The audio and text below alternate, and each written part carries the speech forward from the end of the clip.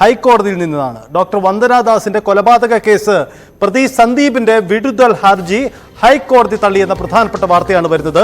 സന്ദീപ് കൊലപാതക കുറ്റത്തിന് വിചാരണ നേരിടണമെന്ന് തന്നെ ഹൈക്കോടതി പറഞ്ഞിരിക്കുന്നു. വളരെ പ്രധാനപ്പെട്ട ഒരു നിരീക്ഷണവും നീക്കവുമാണ് ഹൈക്കോടതിയിൽ നിന്നുണ്ടാവേണ്ടത്.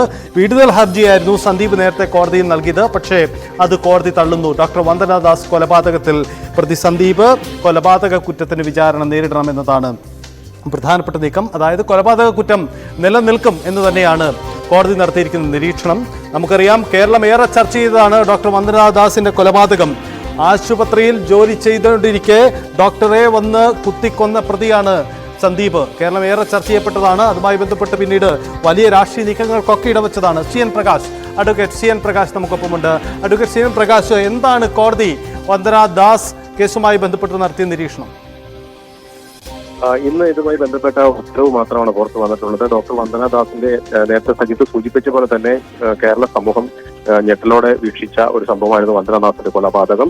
ഏറെ ചർച്ച ചെയ്യപ്പെട്ട ഒരു കൊലപാതകമാണ്. ആ വന്ദനാദാസിന്റെ കൊലപാതകത്തിൽ പ്രതി സന്ദീപിന്റെ വിടുതൽ ഹർജിയാണ് ഹൈക്കോടതി ഇപ്പോൾ തള്ളിയിട്ടുള്ളത്. സന്ദീപിന് കൊലപാതക കുറ്റത്തിന് വിചാരണ നേരിടണം എന്ന് തന്നെയാണ് ഇന്ന് ഹൈക്കോടതി അസന്നിഗ്ധമായി വ്യക്തമാക്കിയിട്ടുള്ളത്. സജിത്ത്, വന്ദനാദാസ് കൊലക്കേസുമായി ബന്ധപ്പെട്ട് പ്രതി സന്ദീപിന്റെ വിടുതൽ ഹർജി കോടതി തള്ളിയെന്ന പ്രധാനപ്പെട്ട നീക്കമാണ്. അങ്ങനെയെങ്കിൽ ഈ കേസിന്റെ ഭാവി തന്നെ നിശ്ചയിക്കുന്ന ആദ്യ നിരീക്ഷണമായി അത് മാറുന്നു എന്ന പ്രധാനപ്പെട്ട കാര്യം കൂടി ഹൈക്കോടതിയിൽ നിന്ന് വരുന്നു. മറ്റൊരു പ്രധാനപ്പെട്ട